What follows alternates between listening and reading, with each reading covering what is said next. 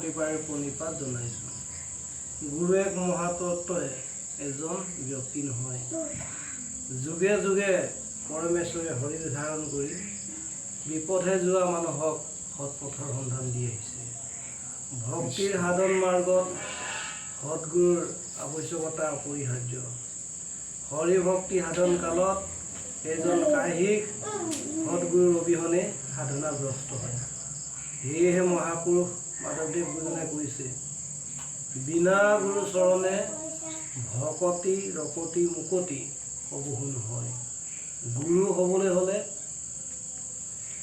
বেদৰ ৰহস্য তত্ত্ব সকলে জানন্ত, কৃষ্ণক ভকতি বলে সাক্ষাৎ কৰন্ত।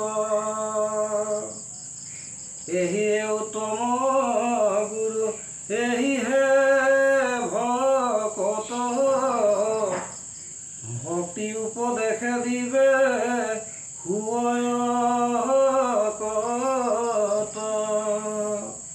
অৰ্থাৎ বেদৰ গোপন তত্ত্ব জনাৰ উপৰিও শাস্ত্ৰ জ্ঞানত পাৰ্গত নহ'লে ঈশ্বৰ সংশয় কৰিব নোৱাৰে। তদুপৰি নিজে ভক্তিৰ বলত ভগৱানক সাক্ষাৎ কৰিব নোৱাৰিলে সেইজনে ঈশ্বৰ তত্ত্বৰ উপদেশ দিবলৈ যোৱাটো বিড়ম্বনা বা আত্মপ্ৰবঞ্চনাহে মাত্ৰ।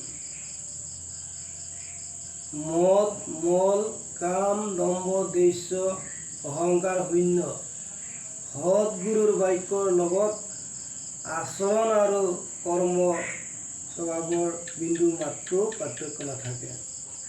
অহংকাৰী, অভিমানী, জ্যোতিভিমান, দেহাভিমান, পদাভিমান, শিক্ষাভিমান আদি আৰু ইন্দ্ৰিয়াসক্তজনে গুৰুৰ ভাও ধৰি ঈশ্বৰ তত্ত্ব উপদেশ দিবলৈ যোৱাটো অন্ধই অন্ধক পথ দেখুওৱাৰ লগত মহাপুৰুষ শ্ৰীমন্ত শংকৰদেৱে কীৰ্তনত তুলনা কৰিছে।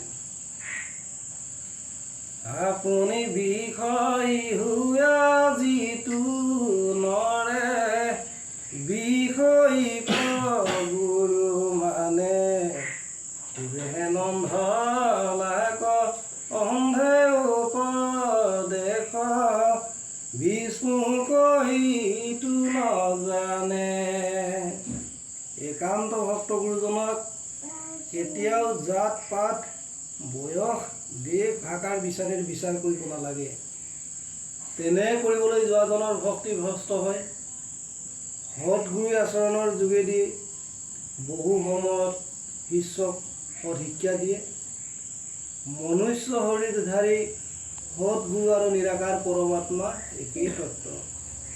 এয়েহে পৰম গুৰু শ্ৰীমন্ত শংকৰদেৱৰ দ্বাৰা প্ৰৱৰ্তিত এক শৰণ হৰিনাম ধৰ্ম, যিজনা গুৰুৰ কৃপাত লাভ কৰা হ'ল সেইজনা পৰম আৰাধ্যতম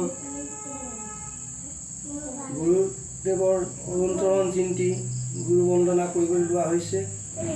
গুৰুৰ চৰণ চিন্তা কৰি ৰহস্য মন্ত্ৰ স্মৰিবলৈ আপোনাসৱক প্ৰাৰ্থনা জনালোঁ।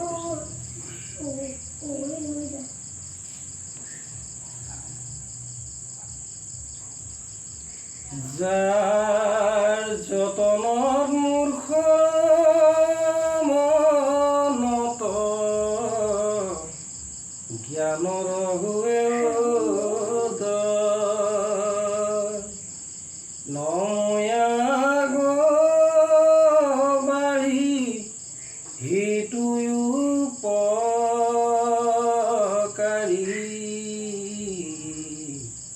সৰ্বপ্ৰথম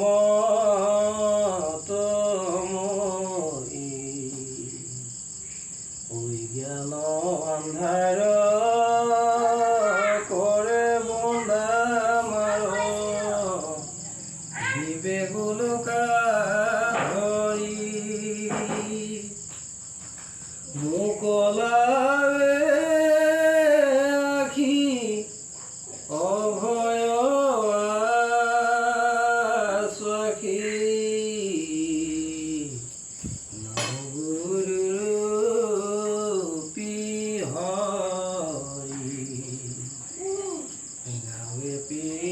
বস্ত্ৰ হাতে চাৰি হস্ত্ৰ বদন চন্দ্ৰমা হৰি বিঘিনি বিনাশন যিটো নাৰায়ণ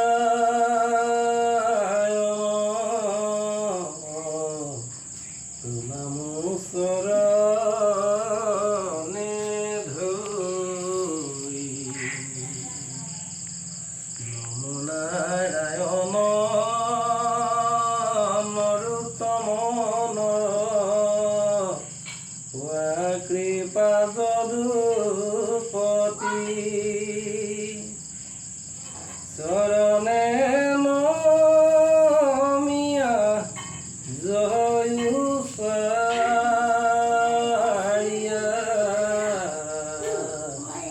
আৰম্ভ কৰোঁ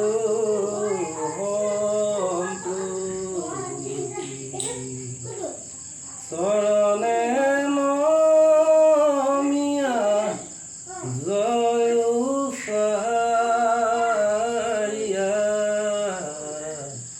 আৰম্ভ কৰোঁ সম্প্ৰতি ভকত বন্দন যি ঠাইত একান্ত ভকতসকলে নিৰ্গুণ কৃষ্ণৰ গুণ কীৰ্তন কৰে সেই ঠাইত স্বয়ং ভগৱানে বৈকুণ্ঠকো ত্যাগ কৰি সাক্ষাৎ হৈহি বুলি মহাপুৰুষ মাধৱদেৱ ঘোষণা কৰিছে। সাধু সংগলয়া যিটো কৰ ভকতি মাধৱৰ অনুগ্ৰহ হুৱে তাক প্ৰতি ভকতৰ প্ৰতিবন্ধ যত পাপ ছয় ভকত জনৰ সেৱা এহে নষ্ট দেৱতুতি ততু কৰি ভকতে বৰ ভকতক বুজিলেহে গোচৰ কৰ্ম সেইদৰে মহাপুৰুষসকলে ভকত সংগৰ মাহাত্ম্যৰ কথা বৰ্ণনা কৰি গৈছে। ভকতৰ সং অতি দুৰ্লভ খুব পৰীক্ষিতৰ দৰে আপোনাক একান্ত চোতা ভকতৰ সং হৰি গুৰুৰ কৃপাতেই লাভ কৰিব পাৰি। এয়েহে আমি আপোনাৰ সবৰে চৰণ বন্দনা কৰিবলৈ লৈছোঁ।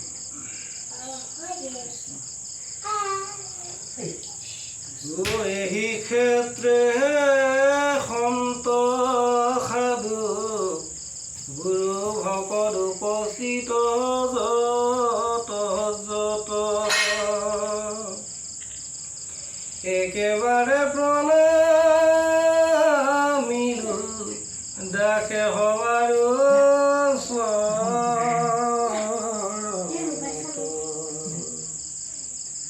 কিনো ভাগ্য চৰণ দেখিলো তোমাৰ সাৰ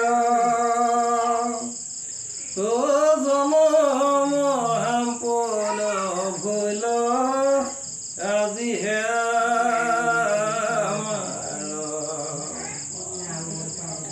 দেৱৰ দুৰ্লভিত তোমাক দেখি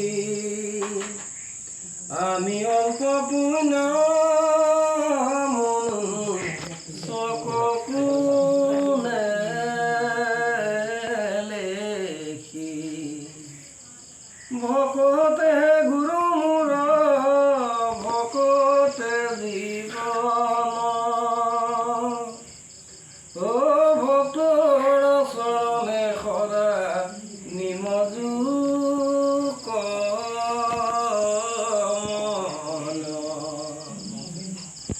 যদ্যপি ন জানো শাস্ত্ৰ তত্ত্বস্বৰূপত তথাপি প্ৰণাইবো কৃষ্ণ দেৱৰ চৰিত্ৰ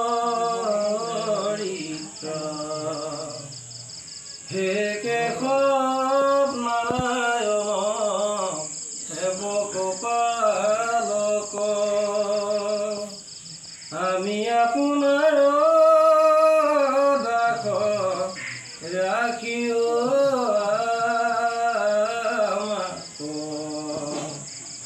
ভৱ উদ্ধাৰৰ হেতু লৈও শৰণ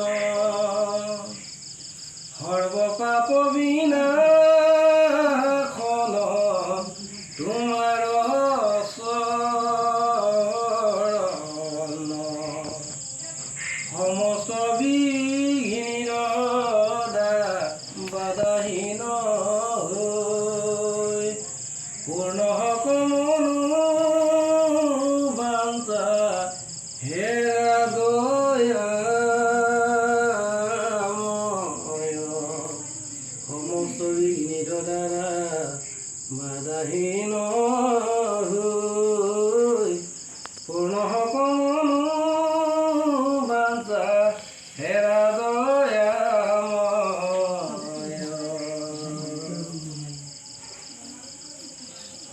ভাগৱত প্ৰসংগা। শ্ৰীমদ ভাগৱত শাস্ত্ৰত হৰি নামৰ মাহাত্ম্যৰ কথা বাৰে বাৰে প্ৰামাণিকভাৱে ঘোষণা কৰা হৈছে। ভাগৱত তত্ত্বৰ আদিগুৰু হ'ল নাৰায়ণ।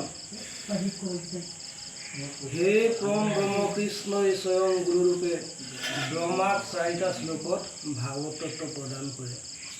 পিছত একাধিক ক্ৰমে ব্ৰহ্মাৰ পৰা নাৰদে, নাৰদৰ পৰা ব্যাসে, ব্যাসৰ পৰা শুকৰ মুখেদি মৃত্যুমুখী পৰীক্ষিত ৰজাক হনুমাৰ চলেৰে পৃথিৱীত প্ৰচাৰ হয় আৰু পৰীক্ষিতৰ বৈকুণ্ঠ গমনৰ পিছত উগ্ৰশ্ৰভা নামৰ এজন অকুলীন মহাভকতৰ মুখেদি বেদত পাৰ্গত অতচ বেদৰ তত্ত্বমৰ্ম নুবুজা নিৰহংকাৰী 28,000 ঋষিৰ সত্ৰত ব্যাখ্যান হয়। এনে মহাগ্ৰন্থ আমি মহাপুৰুষ মাধৱদেৱৰ কথাৰেই প্ৰসংগ কৰিব লৈছোঁ।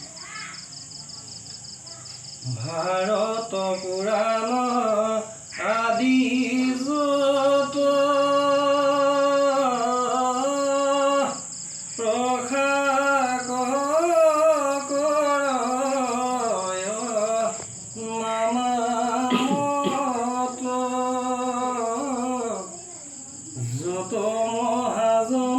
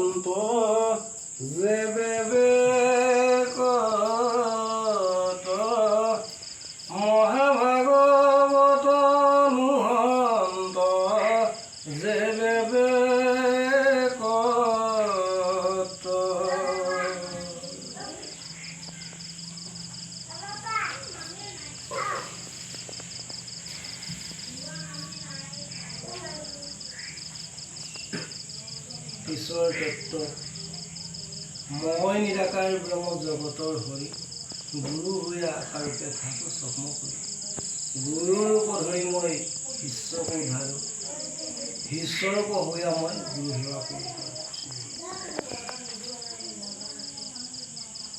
শ্ৰীমদ ভাগৱত মহাপুৰুষ শ্ৰীমন্ত শংকৰদেৱ বিৰচিত প্ৰথম স্কন্ধ প্ৰথম অধ্যায়।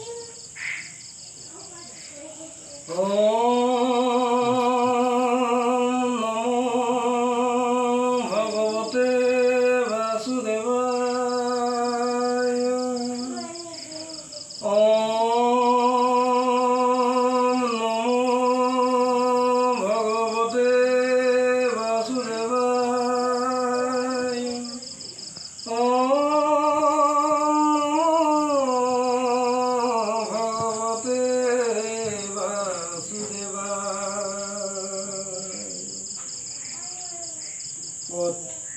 মঙ্গলাচরণ।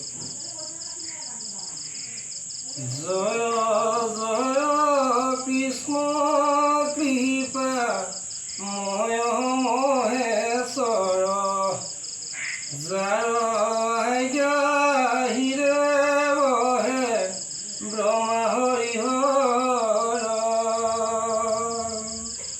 মৎস্যকুৰ্মাদি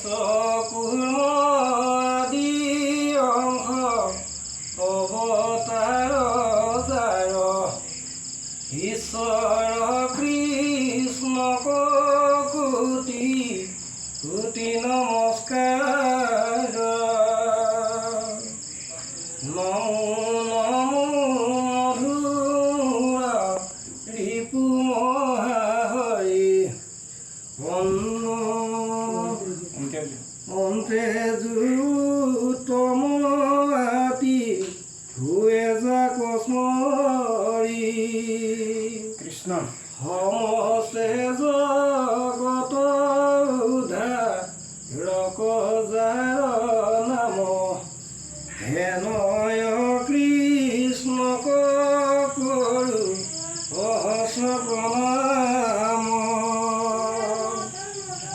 ভগৱন্ত ভকতৰ নভনিধি হৰি কহি স্মৰণে আৰম্ভৰ কহি দি পৰিকৃত মুখ্য কথা দ্বাদশ স্কন্ধৰ কৃষ্ণৰ চৰণে ভনে কিংকৰ কৃষ্ণৰ